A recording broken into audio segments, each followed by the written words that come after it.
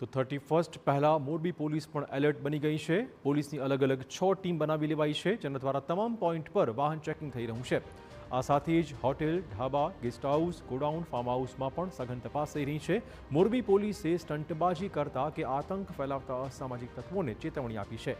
આ સાથે જ નાગરિકોને દારૂનું સેવન ન કરવાની અપીલ છે। મોરબીના એસપી મુકેશ પટેલે કહ્યું છે કે જો કોઈએ નશો કે ત્રાસદાયક કૃત્ય કર્યું છે તો અમે તેમનું સ્વાગત કરવા તૈયાર છીએ। ઉજવણીના ઉન્માદમાં 9 વર્ષ જેલમાં ન વિતાવવું પડે તેનું ધ્યાન રાખજો।